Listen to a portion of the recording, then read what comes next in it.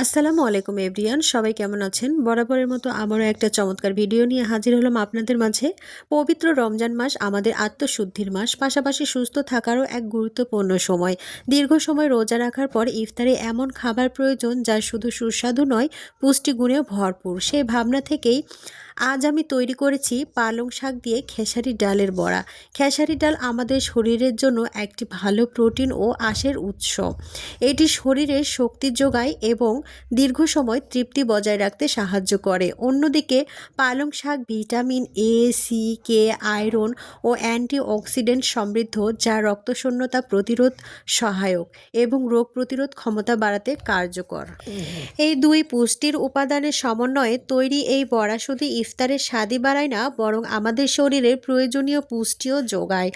অল্প তেলে পরিমিতভাবে ভাজা হওয়ায় এটি আরও স্বাস্থ্যসম্মত হালকা খাবার হিসেবে উপযোগী। আমাদের সবার ইফতার হোক স্বাস্থ্যকর, পুষ্টিকর ও বরকতময়। আমার এই ছোট্ট প্রচেষ্টা আপনাদের অবশ্যই ভালো লাগবে। ভিডিওটি শেষ পর্যন্ত দেখবেন। ভিউয়ার্স, দেখতেই পাচ্ছেন এখানে আমি খেসারির ডালটা আমি বেটে নিয়েছি এবং পালং শাকটা কুচি কুচি করে কেটে নিয়েছিলাম, সেটা আমি এখানে দিয়ে দিলাম।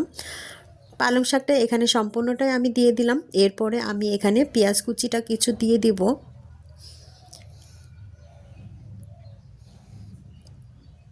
এখানে স্বাদ মতো আমি পেঁয়াজ কুচি দিয়ে দিলাম, আপনারা বাড়িয়ে কমিয়ে নিতে পারেন, আমার পরিমাণ মতো আমি দিয়েছি। আর এখানে হচ্ছে দিয়ে দিলাম ধনিয়া পাতা কুচি, আর এখানে কাঁচামরিচ কুচি,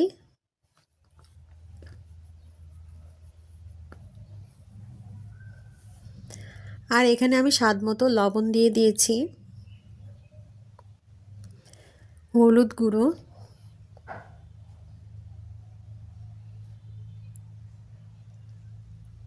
আদা রসুন জিরে বাটা এখানে আমি একসাথে মিক্সড করে বেটেছিলাম, সেটা আমি দিয়ে দিয়েছি।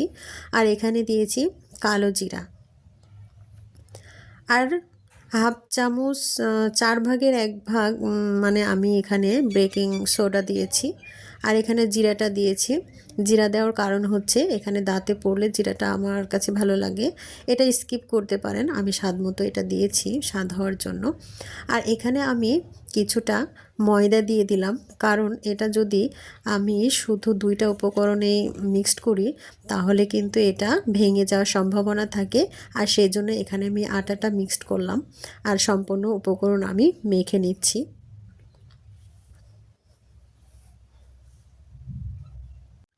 সম্পূর্ণ উপকরণ মেখে নেওয়ার পরে লুকটা দেখেন কতটা সুন্দর হয়েছে এবং কালারটা অনেক সুন্দর আসছে।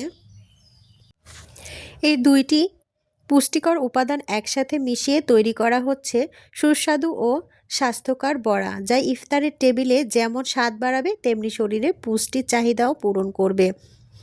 অতিরিক্ত তেল এড়িয়ে পরিমিতভাবে আমি এটা তৈরি করেছি। দেখুন, স্বাস্থ্যসম্মত উপায়ে আমি এগুলো বড়ার শেপ দিয়ে ডুবো তেলে ভেজে নিচ্ছি। বেশি তেল দেইনি, 1 ইঞ্চিও হবে না কড়াই থেকে, একটু হাফ ইঞ্চির মতো আমি তেল দিয়ে দিয়েছি। এরপরে শেপ দিয়ে সুন্দরভাবে এটা বসিয়ে দিয়েছি। আর হচ্ছে চুলার আঁচটা একদমই লো টু মিডিয়ামে রাখতে হবে, কারণ বেশি দিলে তাড়াতাড়ি হয়ে যাবে কিন্তু ভেতরটা পালং শাকটা সেদ্ধ হবে না। আর এই কারণে আমি সুন্দরভাবে আস্তে আস্তে এটাকে ভেজে নিব। অতিরিক্ত তেল এড়িয়ে পরিমিতভাবে ভাজা হলে এটি আরও স্বাস্থ্যসম্মত হয়। রোজার সময় সুস্থ থাকতে ঘরোয়া পুষ্টিকর ও সহজ খাবারের বিকল্প নেই। আশা করি আমার এই ছোট্ট প্রচেষ্টা আপনাদের কাছে ভালো লাগবে।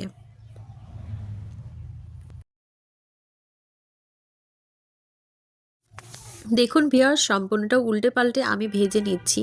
আর সুন্দরভাবে ভেজে নিতে হবে যেন ভেতর থেকে একদম স্মুথ হয় এবং সুন্দরভাবে সেদ্ধ হয়ে যায়। আর এইভাবেই আস্তে আস্তে করে ভেজে নিতে হবে। রোজা রাখার পর ইফতারে এমন খাবার প্রয়োজন যা শুধু সুস্বাদু নয়, পুষ্টিগুণেও ভরপুর। এই ভাবনা থেকেই কিন্তু আমি এই পালং শাক আর ডালের বড়া তৈরি করেছি। খেসারির ডাল কিন্তু আমাদের শরীরের জন্য একটি ভালো প্রোটিন যোগায়। এটি শরীরে শক্তি যোগায় এবং দীর্ঘ তৃপ্তি বজায় রাখতে সাহায্য করে। আর আজকে সব কিছু মাথায় রেখে আমি এই পুষ্টিকর পালং শাকের বড়াটি তৈরি করেছি। অবশ্যই শেষ পর্যন্ত দেখবেন এবং বাসায় সবাই ট্রাই করবেন। আশা করি আপনাদের কাছে খুবই ভালো লাগবে। এটা তৈরি করার পরে কিন্তু অনেকটাই লোভনীয় হয়েছিল দেখতে এবং অনেকটাই স্বাদ হয়েছিল। সম্পূর্ণটাই আমি উল্টে পাল্টে ভেজে নিচ্ছি মচমচে করে।